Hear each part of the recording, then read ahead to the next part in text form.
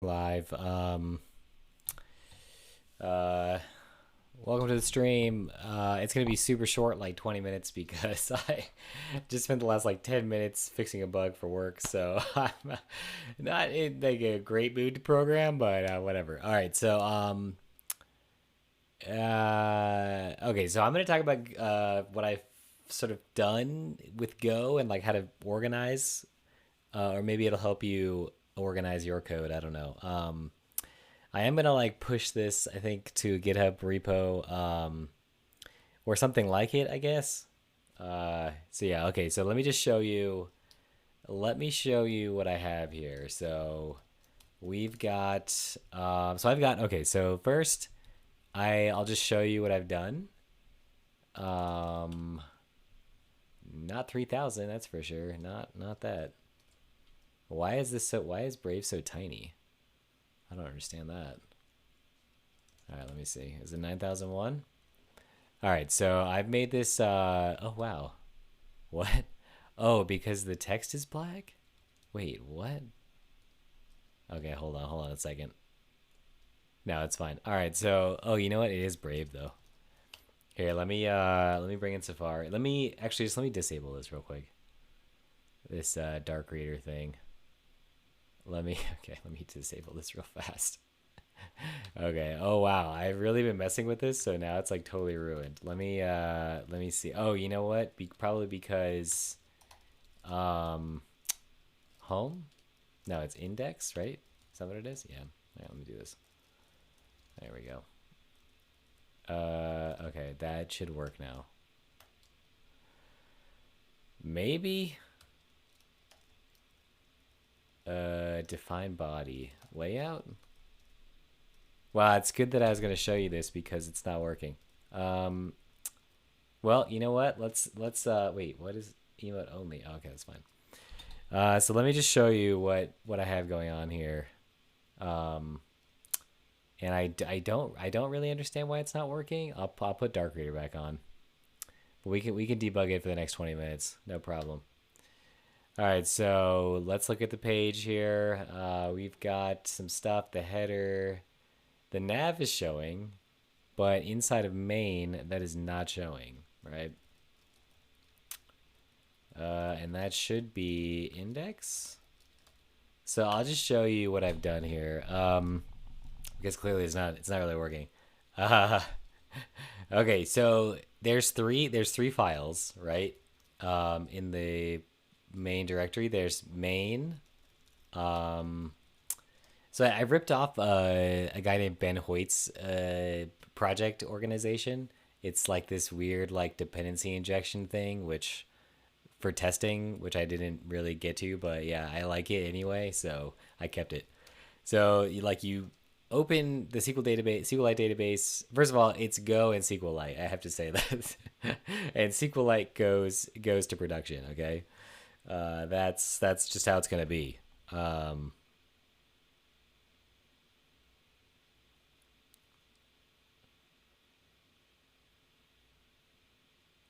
oh, sorry, I was looking at my phone. All right, so yeah, it's SQLite. So you open a SQLite database, or I open a SQLite database, and then I make a new model, which is like a wrapper on top of the database for all the actions that you can perform on the database. Which I actually like it better. It's way more explicit, and it feels better to like have all of the, oh, what can I do? Oh, I can't do this. Oh, I'll just go implement it real quick. I'll show you in a second. But and then app is the same way, right? So app is like the controller and the view put together, and it's kind of like if you it's kind of like if you yeah, it's kind of like if you it's also a list of all like routes and other actions you can take. So I mean, it's not like the best organization, but I mean, when there's no rails, what are you gonna do? All right, so here I'll show you the model first because it's easy to understand. I think the easiest thing to understand. So I store sessions in the database. So I really like the simplicity of this. Yes, I have to query SQLite on every request, but you're going to anyway, realistically, in a database backed web application. So I don't think that's like a problem necessarily. And then I have the users, right? So like this is anyone who has signed up. And then this particular like little toy application is a re-implementation of my uptime monitor. So it every 5 minutes or every minute it'll like hit your website to make sure that it's up. And if it's not up, it emails you, right, that it's down. Okay. So and then there's the model itself, which is an implementation, or at least it was. It was an implementation of an interface. But I kind of got rid of that because I thought it was kind of dumb. I mean, it was nice to see everything all at once, but I had to add a add a method or add a function to the interface, and then I had to implement the function too. So anyway, so when you call new model, it creates a random thing for any random things that you need, and then it creates a model struct, and then after it creates the model struct, it calls DB, and it does all your SQLite stuff. So I think treating it as immutable schema, like where you're not going to be altering tables, is probably better. I mean, if you're going to alter a table, yeah, I haven't really, because there's no alter table if not exists, right? So I think the only thing you could do is check to see if the column exists first. There's a way to do it, but anyway, so assuming everything looks great and you're just making a schema for the first time, this is really simple, right? It's like stupid simple, some would say, like almost too simple, I would say. So anyway, here are all the methods that all the functions on this model struct, right? So here's create user, um, and it's just inline SQL with a string. And then it is again very naive. Like there's no sophistication whatsoever. Type out all of these things with row.scan. So whatever comes back here, it's very explicit. Like it's almost like too explicit, but I will say after writing this code, I was guaranteed. I was like, this is gonna work, right? There's no doubt in my mind that this particular piece of code will work correctly. So I mean, go. There's no sophistication or anything, like no macros. There's reflection, like runtime reflection, but I mean, it's yeah, it's not really. I mean, if you don't use it, if you want performance, I guess.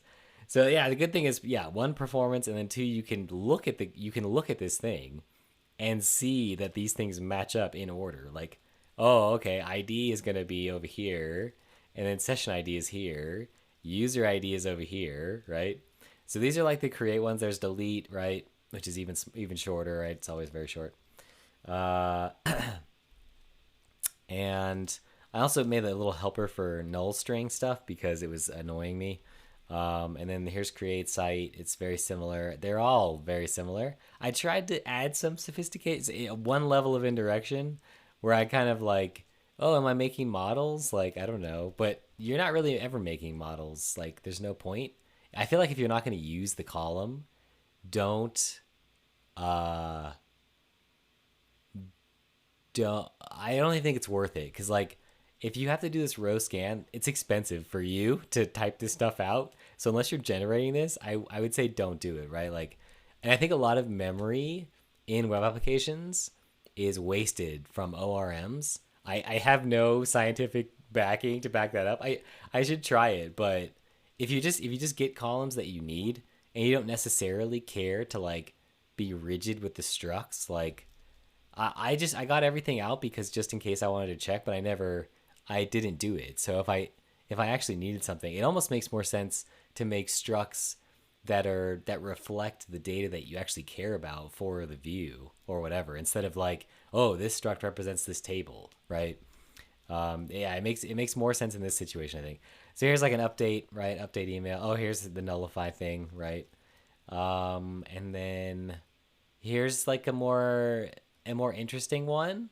Oh, I also yeah, I also try to do it a little bit. I try to add a little bit more sophistication here, where it scans the values that you pass in untyped, right? Type interface, and so it was a little nicer, but at the same time, like it doesn't really. I just did it for one value, right? But I mean, this could work. I guess it could work, but I'll just do it explicitly. It doesn't matter. So anyway, I think I'd rather generate the code at this point than actually do it implicitly like this, because you're really getting rid of like a lot of static type help that you could be getting. Um, so yeah,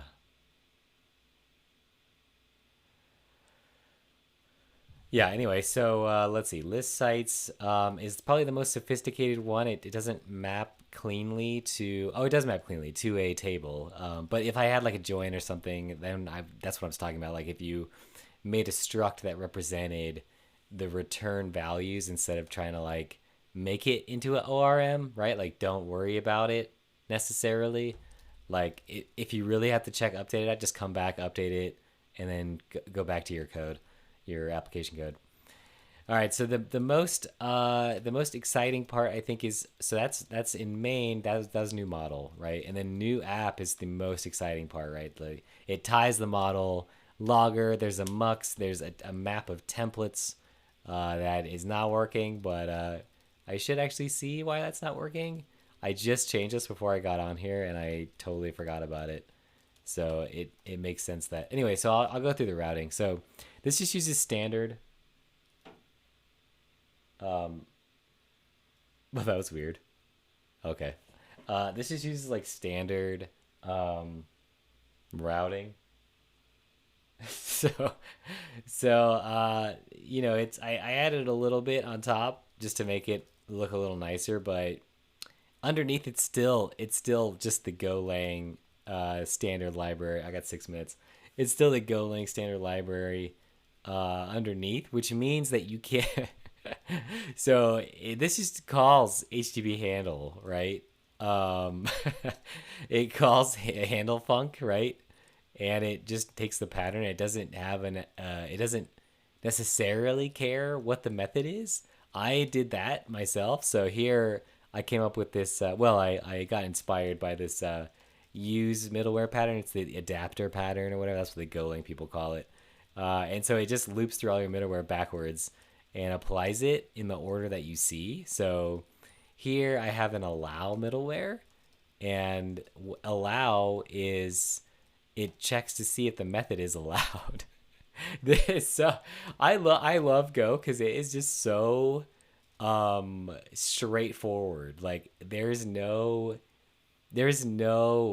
abstraction. Like there's hardly any abstraction. Like just throw abstraction out the window and just start writing code.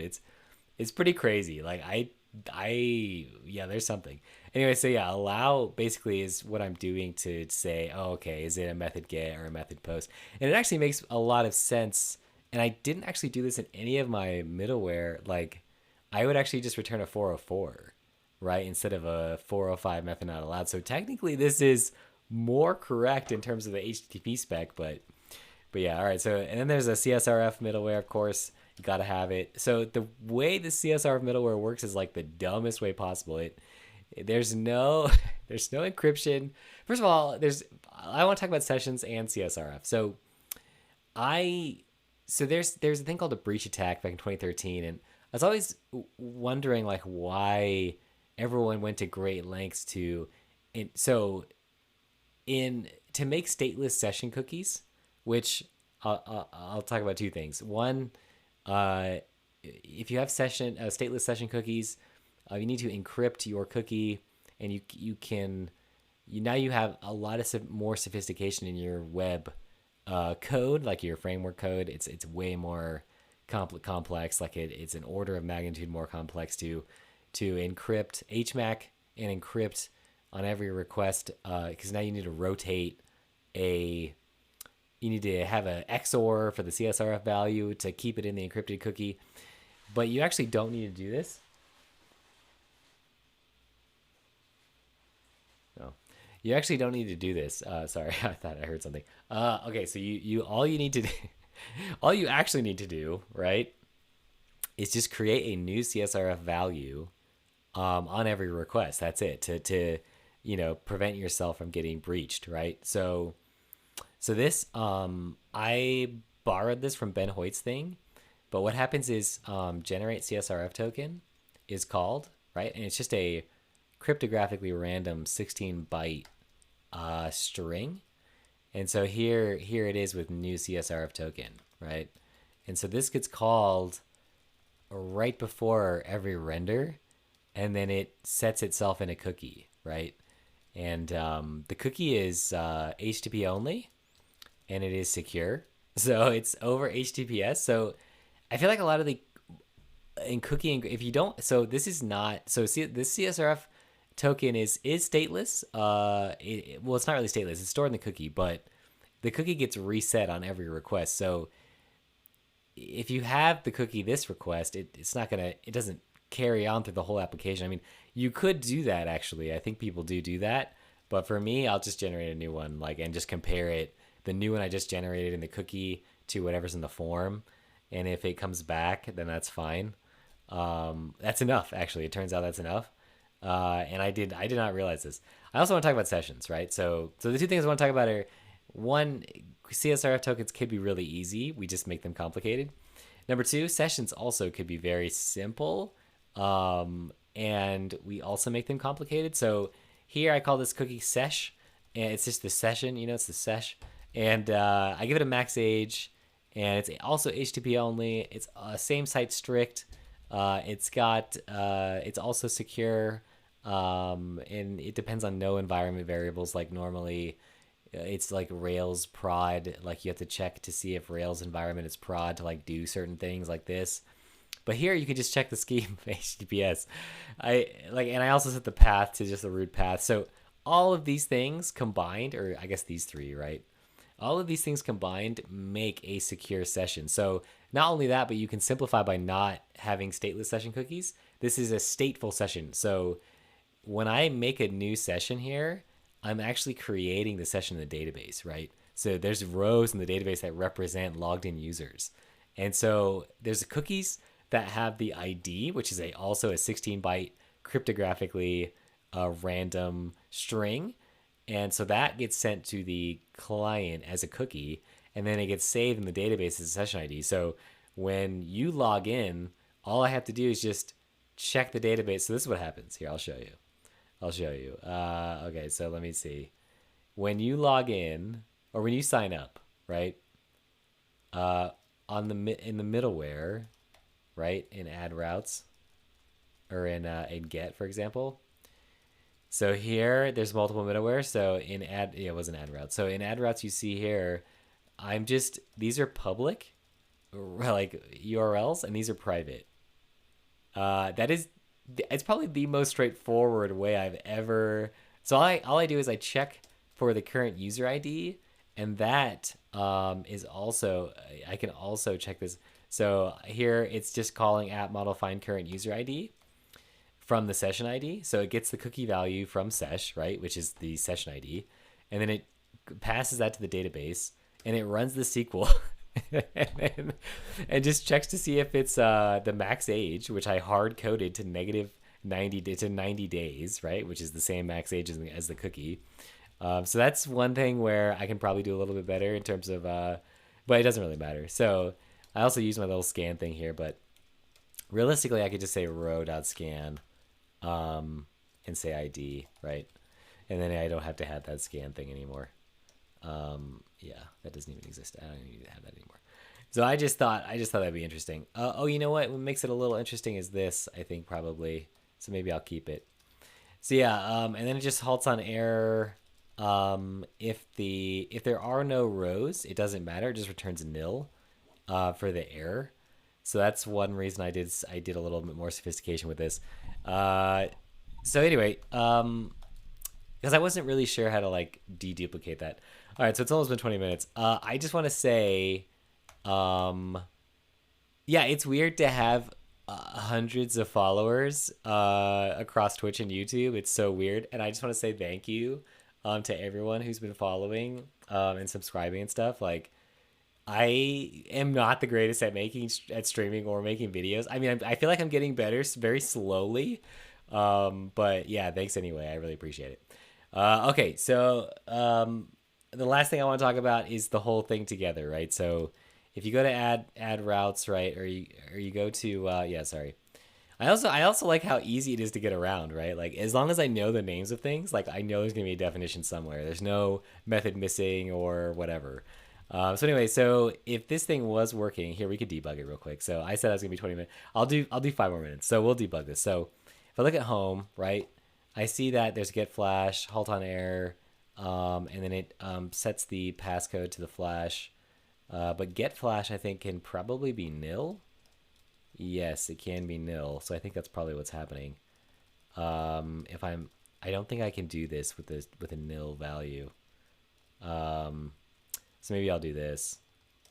Maybe I'll just do this for now. And let's just try this and see if it loads. It could also be current user as well. Yeah, let me get rid of that too. Let me just get rid of this. Okay, let's try this. Okay, still nothing. Wow, that's it must be the templates then. Let me see. Index. I was messing with the templates before. Layout. So Go templates, I will say, are similar to the language. Very, very basic. It's definitely a very simple situation. All right. So yeah, I'm just debugging this. I'll just keep debugging this. It's fine. Let me see. So if I delete this, I'm just gonna delete everything in here, and we'll see if it loads. Hello. Let's see if we can see hello. This is how I debug things. Flash declared but not used. Okay, so yeah. We'll just do string flash. Bring that back. Okay, so that is working. So it must be something in this template that I messed up.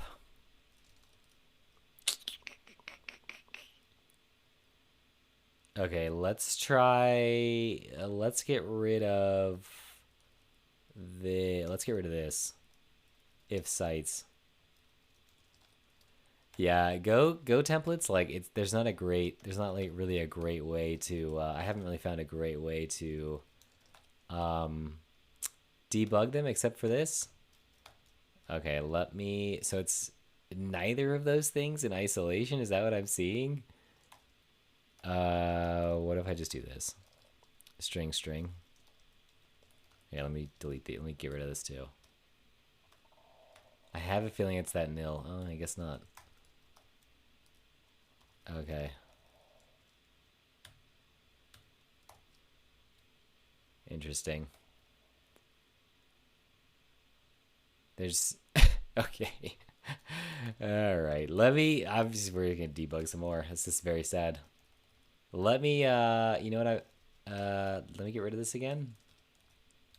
And then we'll try it again. Okay, let's see. Hello. Okay, so that is it is rendering. Oh, I guess there's nothing to show, right? Now that I'm thinking about it, it actually is working. Let me just do this. We'll do like an H3. Welcome to all your uptime. I think it has been working this whole time. I just didn't have anything. I didn't have any content because I wasn't logged in. All right, so we'll add a button. That is a link to sign up, right? Like this. Sign up today. Oh wait, start monitoring your sites today. Your websites. There we go. I love how we've come up like with a whole like language around like everything. Like we can't just call it a website anymore. We have to call it. There's no more webmasters. There's nothing, right? It's like we have to call it. Oh, it's a. Here we'll do. This is submit button. That's fine. We can do button here too. Yeah, it's like, oh, you're actually like a engineer. You're a front end engineer, right? Well, and it's funny because I think a webmaster used to do a ton of stuff that I would say a full stack person is. We can call it full stack, right? Like, what is a stack? Like, such weird lingo we've come up with. All right, so that's fine. I have to actually link to new sign up, right? Because I was trying to submit a form. Okay, so now I'm on sign up, right? So if I go back to add routes, and I go to new sign up, what am I rendering? I'm rendering the wrong template. Oh no, it's the right template, but it's just it needs some changes. First of all, I'm going to rename it, right? Views, new sign up. I like underscores. From Rails, I'm just going to keep it that way. So all I have to do is I say define body. And then, so the way this works is the templates, Go templates are, I still don't really understand them. So I came up with a map of strings to templates, and I wanted template inheritance, right? It's like I want to have a layout template, and I want to just make a block called body or content or something.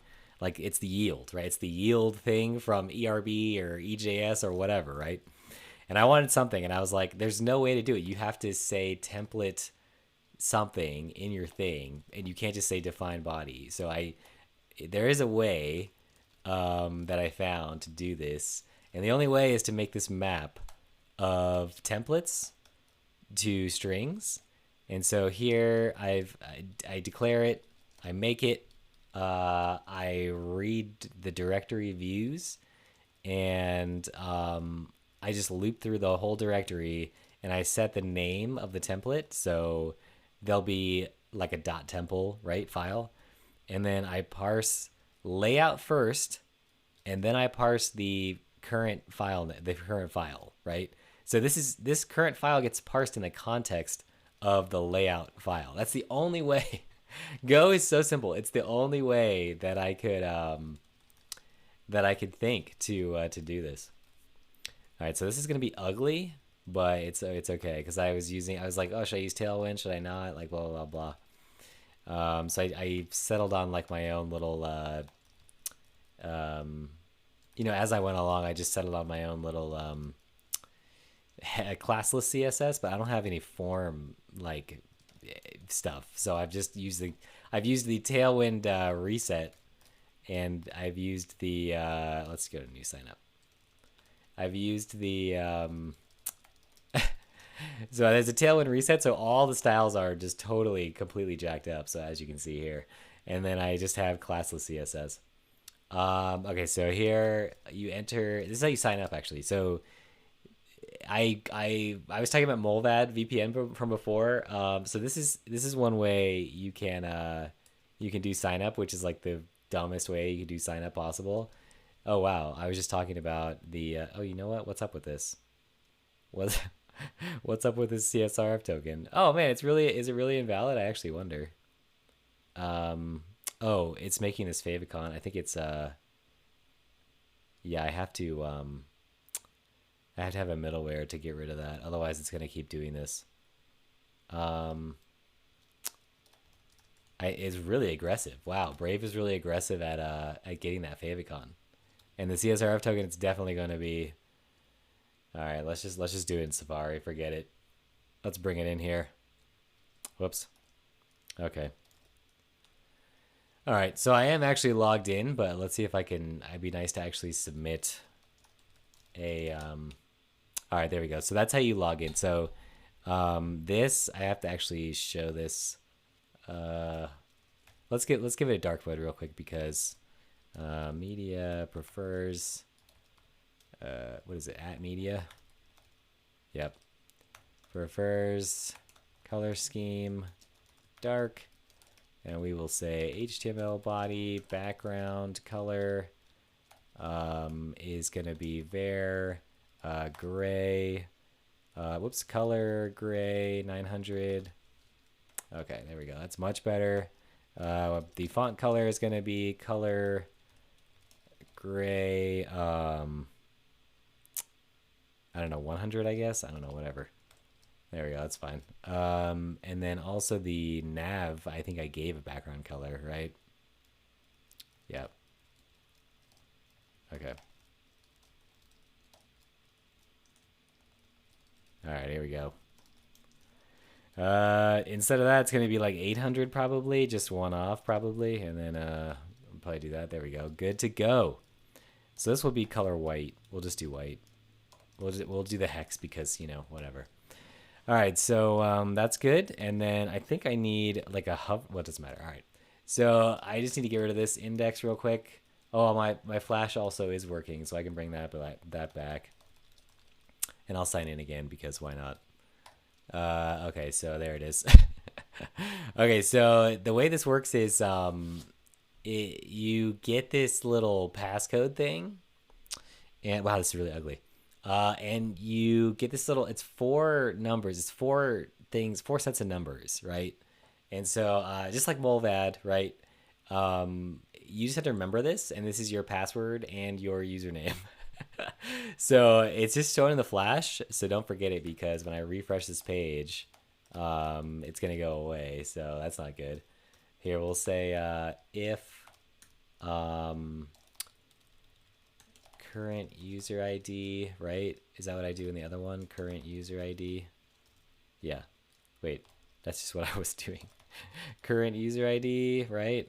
Layout. Yeah. Okay.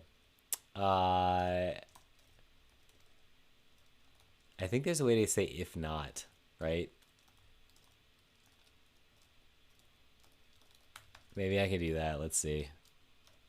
Okay, that does work. Okay, cool. So yeah, it went away. So it's a secret thing. You can't see it. Even when you go to your profile, you cannot see it. So that's not good. Don't man, remind me to do all this define stuff before I get on here because now I have to redo all my templates. All right. Whoa, my goodness, that is huge. Let's do H3. All right, there we go. Okay, so you can optionally add an email, and I'll send you a reminder if you forget your code, which I think is probably going to happen most of the time, but that's okay. So it's like a magic sign in, but like the magic happens up front instead of getting an email first. So that's pretty nice because like when you sign up, you just have to click this button, and then I actually made this form, but technically I could have the form here, and then I could just say enter a thing, and like you're already logged in, right? But I figured I might as well start you off with something, right? Because I think it makes more sense in the context of that. So anyway, that's how it works. You know, it's definitely ugly because I've been like messing with it. Here, let me fix this stupid thing. But that's it. I'm gonna jump off right now because it is super late for me, and I spent a lot of time working, and I don't really feel like streaming. So, that's it. That's it for the stream. Thank you for watching. I really appreciate it. I'm gonna start. I'm really gonna start making YouTube videos. I think I'm gonna try to record one tomorrow. And hopefully I feel like it'll go well. I hope. I don't know. I don't want to do like all the weird like face thing, but I feel like that's just what you do, right? When you're making YouTube videos, you just make like a weird face and you put it on the thumbnail, and then that's what people are all into that, I guess. So anyway, I'm gonna do that, and I'm gonna actually make it about this blog post that I wrote. Let me see this one right here, because I think it's kind of important. Wow, I didn't realize this was so broken on this. Jeez, how is Brave? What if I take this off? How is this? Oh, I see. Okay, so Brave is our dark reader thing is breaking everything. Have to watch the VOD to make better quality.